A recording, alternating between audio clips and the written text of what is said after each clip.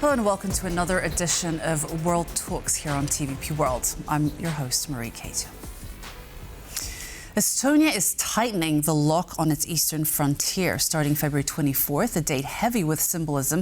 The Luhamaa and Koidula border crossings will shut down overnight, signaling a deepening diplomatic freeze between Tallinn and Moscow.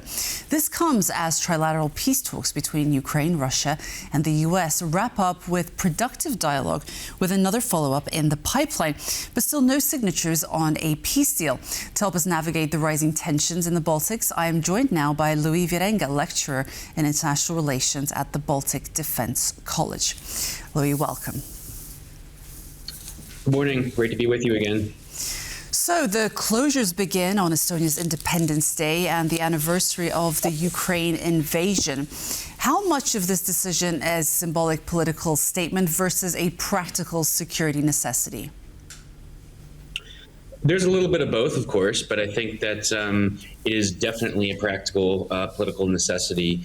As you mentioned, two of the border crossings on the border with Russia will be closed. The busiest border crossing point in 2025 last year was Narva. Luhamaa and Koidula are the second and third, respectively. And they're going to do this for 3 months, starting on Estonian independence, which actually also coincides with the start of Russia's second phase in the war of aggression against Ukraine. And this comes after a lot of negative patterns of behavior by actually Russian border guards. There have been a series of incidents on the border as well, and Russia has refused to adequately explain their violations to the Estonians. So, for example, on the 17th of December, just before Christmas, 3 Russian border guards illegally crossed a temporary control line on the Narva River using hovercraft, and this was detected by the Estonian border guards via a surveillance camera. And the reason was unknown. Russia failed to explain this, and they just crossed and then returned very shortly after to the Russian side of the border. But this hasn't been explained, and this is also, we've seen a lot of hybrid attacks in the last couple of years. The uptick from 2023 to currently has been very, very severe. So this is a measure to restrict and try to clamp down on that, and also to allocate resources that can be most effectively used on the Estonian side. So would you say that these December events were the ones that led to this final decision? I think that there was another event too where Russian border guards have just slowly crossed over, stood there, and then crossed back. I think that was maybe the final straw in this. But of course, we've seen in Poland as well as the other Baltic states, there have been other hybrid attacks that have been carried out, and there is a network of organized crime in eastern flank countries. So this will be a further way to sift through and try to curb this aggressive behavior, because it is also linked with Russia's war of aggression, and there has been a clear hybrid activity with absolutely no signs of ceasing, because it's, of course, below the kinetic threshold, and Russia is really using boundary testing mechanisms to see what the response is going to be. So a very strong response that shuts down certain border points with clear mechanisms, I think, is much needed. And that was, I think, likely one of the final straws due to the severity of illegally crossing the border when tensions are arguably at their highest. So we've seen Finland doing this already, closing its borders. Now we see Estonia mirroring this behavior. Are we seeing an emergence of a regional sort of policy where we see perhaps a Baltic fortress that is emerging to perhaps isolate Russia even further? Do you think that this is an effective way of dealing with Russia? Is this the right approach, along with sanctions? Of course, it's yes, it is the right approach. Everyone in the region knows and will likely tell you that Russia responds to strength. If you are passive and if you try, clear case in mind the peace talks between the U.S., Ukraine, and Russia. They're having peace talks in an attempt to get some kind of peace plan in place, and notwithstanding the fact that Russia is not trustworthy to uphold their side of the deal, while this is ongoing, they are continuing a very nasty aerial assault against Ukraine, targeting the critical energy infrastructure in one of the coldest winters Ukraine has had for a long time. So I think that what the Baltic states and Finland are doing sends a clear message that this is not going to be tolerated, and that the governments are going to, enact certain mechanisms and certain procedures that will be a step towards trying to prevent this types of behavior. But so it's absolutely necessary. Sure. But these border closures, what does this mean for the Baltic region politically? And what about regular Estonians? We know that the level of trade between Russia and Estonia has dwindled in recent years. But what about, regular Estonian citizens? Well, I think there's a lot of support for this. I think Russia has to be the types of hybrid attacks that they can enact in the Baltic states are going to be different, because the vast majority of citizens are very, very aware of what Russia is trying to do and their viewpoint on the region. So I think that there's a lot of support. And of course, if trade continues to dwindle with Russia, well, the levels of support for the European Union are incredibly high in Estonia and the other Baltic countries as well. So I think that there was a statement by the former Prime Minister, Kaja Kallas, very shortly after Russia began that second phase in the war of aggression against Ukraine, that, before the Baltic states exited the Brill, that, we would rather be cold and freeze in the winter than rely on anything that Russia has to provide. And there is a strong level of societal resilience in Estonia and the Baltic states, and they have a whole of government and whole of society approach to security.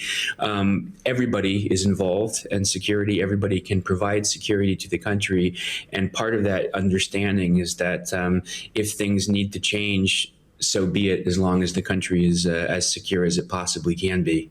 Sure. I want to now move on to the Abu Dhabi trilateral talks that took place this week. They've been described as detailed, productive, positive, but, there is no peace agreement in sight. According to your observations, what are the main obstacles that stand in the way to peace as of now? Russia. And details? Russia. It was described both on the American side and the Russian side as productive, of course. But there was no real breakthrough. President Zelensky said the talks haven't been easy, and of course they wouldn't be. And he wanted to see faster results. Special Envoy Steve Witkoff wrote on social media that the talks had been detailed and productive, and the key word is significant work remains. One positive sign is that the U.S. Treasury Secretary Scott Bessent said that, imposing further sanctions on Russia will depend on how the talks proceed. But he also mentioned that the second phase of the invasion in 2022 was illegal, and he continues to say that Vladimir Putin is a war criminal. So there is a little bit more serious language coming from his side, but from the Russians' part, Russia's envoy said that there was progress and a positive movement, and that work is underway to restore Russia's relationship with the United States, which includes a U.S.-Russia working group on the economy. But also one thing that happened on the sidelines of this, bilaterally between the United States and Russia, is that there's going to be a resuming of military communication hotlines. And what this basically means is that both countries have agreed to reestablish high-level military dialogue for the first time since 2021. And some say that means that there's a relationship warming between President Trump and the Kremlin, and some say that this is just a restored communication channel to make sure that there is actually a mechanism in place to work towards a lasting peace. But right now, the biggest obstacle is Russia, because if you look at what's been going on since this whole process started, even before the first trilateral meeting, I think one of the ways that we can read this is that the White House has been maybe very optimistic, maybe over optimistic. And as I mentioned earlier, oops, we seem to have a little bit of a... So we now have news that there will be a continuation of these discussions in Miami by the looks of it. Perhaps there is no full confirmation. Have we restored connection? Louis, can you hear me? Yes, we did. Okay, yes, so, okay, great. I had a thought that maybe perhaps we had lost you, but we know that there will be a continuation of these negotiations in the U.S. by the looks of it. I wanted to ask you, do you think that this home court advantage might actually allow the U.S. perhaps to pressure Zelensky more to concede the territory? Because we know that the territory issue is a big obstacle to establishing peace. What are your thoughts on that? Well, that's the issue. I mean, security guarantees are largely in place. We'll have to see what those are going to be.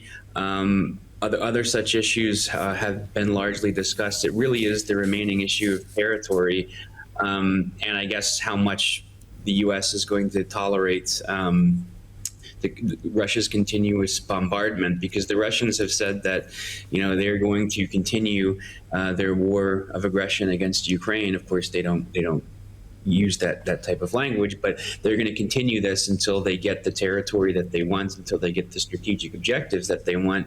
And Ukraine is refusing to cede territory. So, one of the things that I think we also should look at in terms of leverage, you mentioned home court advantage. It may be that the White House tries to pressure Zelensky into ceding territory, which he can't do according to the Ukrainian constitution, and the Ukrainians are refusing to do that, and for good reason. But also, Trump spoke with President Xi a couple of days ago, and that came after a phone call that Xi had with Putin. And Trump was raising the issue about China buying more oil and gas from the United States in efforts to likely to get them to reduce their energy purchases from Moscow. So there are some economic leverages that are in place, and maybe the U.S. Treasury Secretary might push for that in order to get Russia to try and give up the issue of ceding territory, but it does not look like they're going to give that up. And the danger here is that will prolong their war of aggression, because they're not going to give that up. And then the White House may try to pressure President Zelensky to give in just so that they can get the deal done. Do you think that there is a concern that we're looking at the development of this sort of Abu Dhabi model, which looks at, incremental wins? We had the prisoner swap. We have this reopened channel, military channel of communication, all positive developments. But essentially, we're looking at this sort of high-level stalemate. Do you think that there is a concern that that's what might happen, and essentially there will be no peace deal for a long, long time? Yes, I think so. As I mentioned, I don't think that there's any clear signs that Russia is going to stop their war of aggression against Ukraine. I think that Putin needs that to stay in power. I think he needs that to protect his center of gravity, which is the Kremlin power structure. And Ukrainians want, the president, but also the Ukrainian people, they want to make sure that there is genuine progress towards actual peace, and not a scenario in which Russia exploits everything that they can to their advantage while they're continuing their strikes. And I think that is, you make a good point that I think we have to pay close attention to, because the worry is that the Abu Dhabi model is all talk and very little development on a very, very slow scale. The security guarantees for Ukraine are going to be very interesting, because those have been said, at least on the American side, that has been settled, and it's just the issue of territory. But it's very interesting that Vladimir Putin would be okay with allied countries, even if it's not in a NATO capacity, if it's on a bilateral or coalition of the willing scale, to be in Ukraine on the ground as a security guarantee. But after the first meeting, that was largely agreed upon. So I think that means that they're just going to try and prolong the war, because then they don't have a real deterrent in there if they decided to regroup and try and come back and continue another phase of their war of aggression after something was agreed upon. Because as I've said before, it's never in good faith when it comes from the Kremlin. Sure. Okay. Louis Wierenga, lecturer in international relations at the Baltic Defense College. Thanks so much for being with us today. It was my pleasure. Thank you for having me. And that's a wrap for World Talks on TVP World. Thanks for being with us, and keep yourselves updated with our channel. Goodbye.